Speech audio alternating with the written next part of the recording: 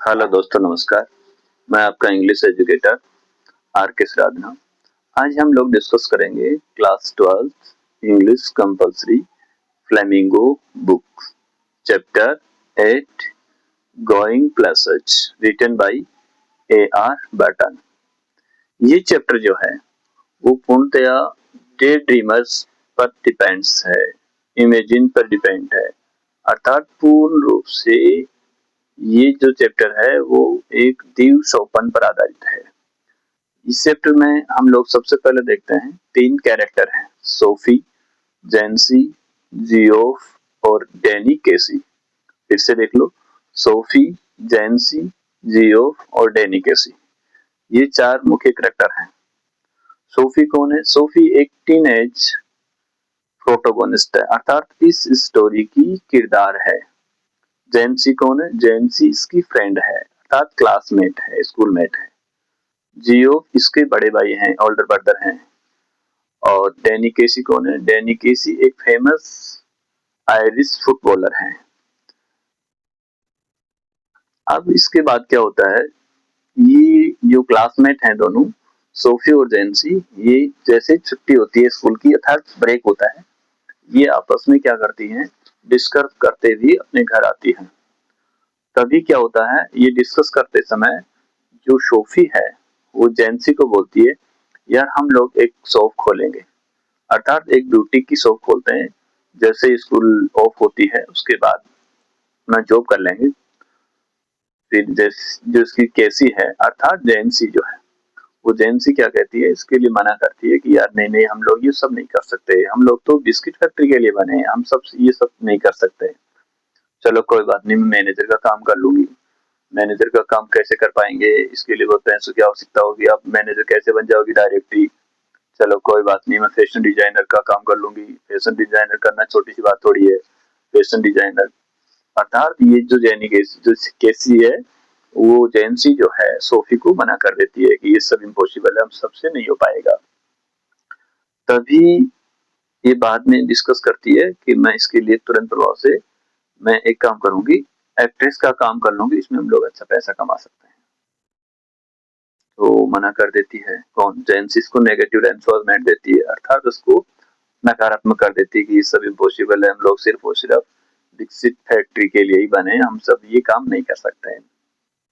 Sophie के तभी जैसे तैसे करके वो अपने घर पहुंच जाती है और सोफी के पापा से मिलती है। सोफी के पापा को ये सब को पता चलता है, तो सोफी के पापा बोल देते हैं उसे, चलो कोई बात नहीं, जैसा भी है, बड़े हार्ड वर्क है उसके पापा, तो वो बोलते हैं ऐसा पैसा नहीं कमाया जाता, बड़ी मुश्किल से, लेकिन फिर भी चलो कोई बात नहीं, अच्छा पैसा कमा लेती हो तो हमें एक घर की जरूरत है, हम एक घर बनाएंगे। अच्छा घर बनाने के बाद में हम लोग आराम से रह लेंगे। चलो फिर इसके बाद में वहाँ एक छोटा उसका भाई होता है, इसको डेरेक, डेरेक नाम का छोटा भाई होता है, जो स्मॉल, जो इसका यंगर ब्रदर है। वो क्या कहता है, does money grow on tree, क्या पेड़ के पैसे लगते हैं? बड़ा फन कर रहा है उसके साथ कि पैसे हैं जो पेड़ के थोड़े लगते हैं, पैसे ऐसे थोड़ी मिलते हैं, बड़ी मेहनत करनी पड़ती है। तभी उनकी माँ है वो थोड़ी किचन में झुकी हुई काम करती रहती है, काम में लगी रहती है, तो थोड़ी झुकी हुई नजर आती है। उसके बाद में थोड़ा हम लोग आगे बढ़ते हैं, इसके जो भाई है दूसरा, अर्थात इसका जो जियो है, वो एक अच्छा मैकेनिक है, अप्रेंटिसशिप मैकेनिक है। वो क्या करता है, अपने जॉब के लिए काफी दूर जाता है, अपना काम करता रहता है। और जैसे मतलब उसके पास वो जाती है सोफी, तो वहाँ वो काम में लगा रहता है और गाड़ी के इंस्ट्रूमेंट के, मोटरसाइकिल के पार्ट्स वगैरह हैं वो बिखेरे रहता है। तो उसके पास जाकर के वो डिस्कस करती रहती है कि भैया आप एक काम करो, मैं भी कई गोइंग प्लेस के ऊपर अर्थात स्थान के ऊपर घूमना चाहती हूँ, कई स्थान जाना चाहती हूँ, मैंने दुनिया से बाहर कभी देखा ही नहीं, कौन सी चीज कहाँ है क्या है, अर्थात वो अपनी इमेजिन करती है और भैया को बोलती नहीं है, लेकिन फिर भी वो कई प्रकार की चीजें उसको शेयर करती है। फिर भी उसे बोलती रहती है कि भैया मैं हर चीज आपको शेयर करती रहती हूँ। फिर वो अब यहाँ आकर के वो क्या करती है, एक छोटा सा ड्रामा बनाती है, अर्थात अपने मन ही मन में वो एक इमेजिन करती है, कल्पना करती है, ड्रीम करती है, डे ड्रीम करती है।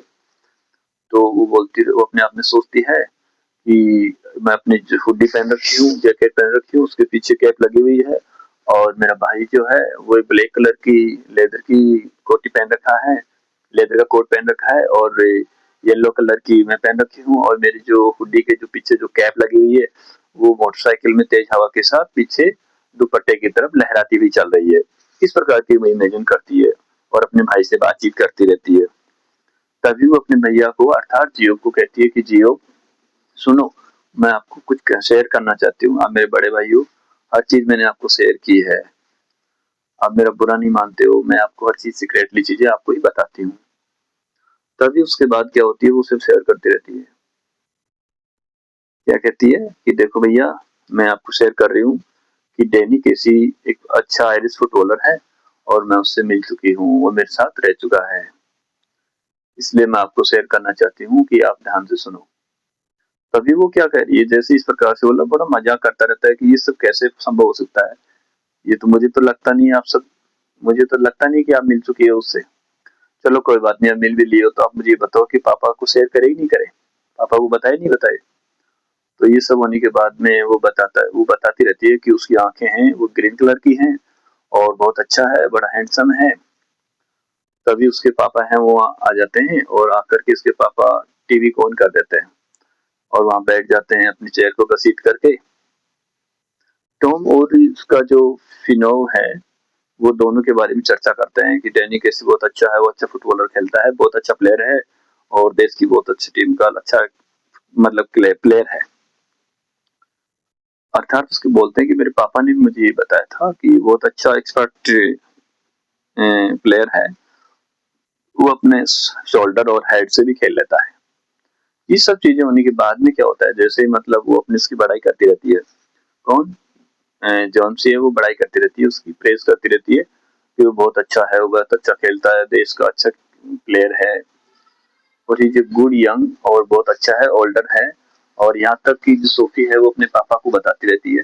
लेकिन जैसे ही उसके पापा ये सब सुनते हैं तो वो बड़ा गुस्सा हो जाते हैं कि आपको ये सब चीजें किसने बताई। तो अभी थोड़ी देर बाद में वो गुस्सा होने के बाद में उसके ऊपर एग्रेसिव होकर के और चिल्लाते हैं कि you will be problem like this, इस प्रकार से आपको बहुत सी प्रॉब्लम हो जाएगी यदि आप ऐसे ही बातें करती रही, ऐसे ही इवेंट बनाती रही, छोटी कहानियां गढ़ती रही, तो आपको कोई भी व्यक्ति आपके ऊपर विश्वास नहीं करेगा, न जियो विश्वास करेगा न और कोई पर्सन करेगा।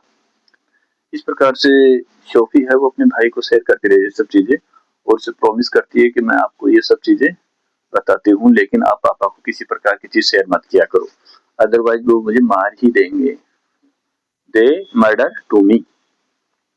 तभी हम लोग देखते हैं कि नीचे उसके रूम में जैसे जाते हैं तो एक बड़ा फोटोग्राफ लगा रहता है। फोटोग्राफ में 3 व्यक्तियों का इमेज होता है, अर्थात 3 पर्सन्स होते हैं, जिसके बीच में एक डैनी केसी का इमेज होता है और वो बहुत ही अच्छा लगता है उनको। अर्थात तीनों के बीच में डैनी केसी का जो इमेज होता है वो उसके बारे में कहती रहती है कि देख कितना टॉल है, स्ट्रॉन्ग है, हैंडसम है।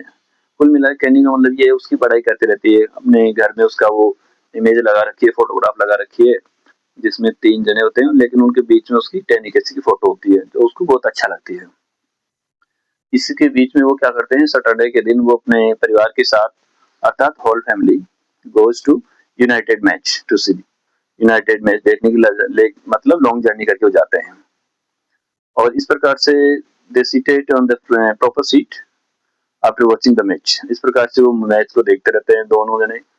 वो जो आपका छोटी का बड़ा भाई है जो जियो है वो तो ऊपर वाली सीट में बैठ जाता है, बाकी नीचे बैठ जाते हैं और बड़ा इंजॉय के साथ होता है, बड़ा आनंद एंटरटेनमेंट के साथ वो मैच को देखते रहते हैं खूब। यहाँ तक कि जैसे ही मतलब वो गोल पोस्ट करता है तो इसके पापा बड़ा चिल्लाते भी है, वाह वाह बहुत शानदार, अच्छा खेल रहे हो, एक बार और लगाओ, ऐसा करके बड़ा एंजॉय लेते हैं।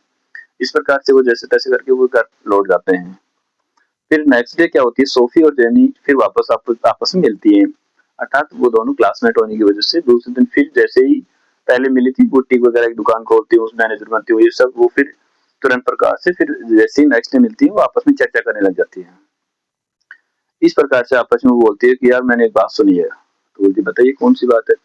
बोले यार आपके भाई ने मेरे भाई जो है फ्रैंक है उसको जियो ने बताया कि आप डैनी केसी से मिल सके हो, वो तो एक आयरिश फुटबॉलर है, बहुत बड़ा आदमी है, उससे तुम लोग कैसे मिल सकते हो यार, ये सब इम्पॉसिबल बातें हैं। तो सोफी बताती है यार ये मत बताना किसी को, शेयर मत कर, नहीं तो मुझे मार देंगे, अर्थात मेरी मम्मी को पता नहीं चलना चाहिए, नहीं तो पड़ोसी लोगों को पता चल गया तो मेरा बखेड़ा बना देंगे, अर्थात बहुत बड़ा इश्यू बना देंगे, इसलिए ये सब चीजें आपको शेयर नहीं करनी, सीक्रेट रखनी है। तभी सोफी क्या करती है, वहां चली जाती है, धीरे धीरे ऐसा करके वो अपने घर पहुंच जाते हैं। सोफी क्या करती है, कैनल के पास चली जाती है, अर्थात एक नहर के पास जाकर के एक पेड़ के नीचे बैठ जाती है, वुडन की जो चेयर थी वहां पर, जहाँ कई प्रकार के लवर्स वगैरह मिला करते थे पहले भी, तो वो भी वहां जाकर के और उसका वेट करने लग जाती है। पूर्ण रूप से वो कल्पनाएं करती रहती है कि डैनी कैसे आएगा, डैनी कैसे आएगा। मैंने उसको ऑटोग्राफ के लिए कहा था, उससे मुझे फिर से मिलने के लिए, मतलब उसने मुझे कहा है, लेकिन फिर भी अभी तक नहीं आया। इस प्रकार से पूर्ण वो इमेजिन करती रहती है और उसे फिर अपने मन में सोचती है, यार मैं वापस घर कैसे जाऊंगी, कैसे बताऊंगी, किस प्रकार से ये सब होगा, वो आएगा नहीं आएगा, मैं काफी वेट कर रही हूँ। और जैसे वो आएगा तो मैं उसको बताऊंगी कि हम लोग सप्ताह भर में एक बार जाते हैं तुम्हारा मैच देखने के लिए और बड़ा आनंद लेते हैं, वो सिर्फ आपकी वजह से जाते हैं और मैं मिलना चाहती हूँ आप, लेकिन आप मुझे मिलते नहीं हो। इस प्रकार से वो पूर्ण रूप से एक इमेजिन अर्थात कल्पनाओं से भरी रहती है। लेकिन ये सब होने के बाद भी वो उसे नहीं मिलता और फिर अपने मन ही मन में सोचती है कि वो मेरे पास आएगा, ऑटोग्राफ मांगूंगी, ये सब कहूंगी, लेकिन फिर भी वो कहता है, उससे मिलती है मतलब उससे, और वो अपने मन ही मन में मिल लेती है, इमेजिन के आधार पर उसे लगता है कि वो आ गया।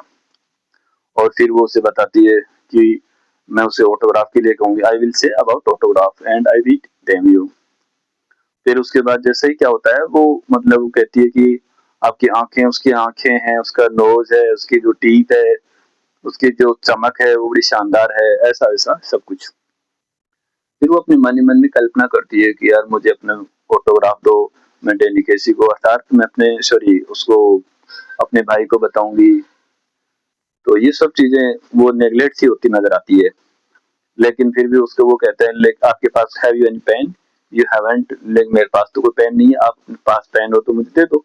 लेकिन वो उसके बाद दोनों मना कर देते हैं कि हमारे पास भी पेन नहीं है, मेरे पास भी नहीं है, आपके पास भी नहीं है। इट मीन्स कहने का मतलब दोनों के पास ऑटोग्राफ के लिए वो पेन नहीं मिलता। ये सब अपनी इमेजिन करती है, जबकि ऐसी कोई बात नहीं है। इस प्रकार से ये सब होते हुए देखने के साथ साथ तो वहां पर क्या होता है, सी इमेजिन फॉर द मैच, वो एक मैच के लिए इमेजिन करती है फिर से। मैनी पीपल गैदर्ड, बहुत से लोग इकट्ठे होते हैं, लगभग 50,000 people gathered there and excited and clapping clapping for them. इसके लिए वो बड़ा एक्साइटेड होकर उसकी गुड परफॉर्मेंस को देख करके क्लैपिंग करते हैं शानदार तरीके से। कुल मिला के इसी के साथ आपका चैप्टर फिनिश होता है। और किसी भी प्रकार से कैसी है, अर्थात ये जो आपकी जोनी है, ये किसी भी तरह से सोफी है वो किसी भी प्रकार से उसे नहीं मिलती है, सारी चार ओर से कल्पनाओं से भरी होती है। इस प्रकार से पूर्ण रूप से कल्पनाओं पर आधारित एक चैप्टर है। Thank you for watching. जय हिंद।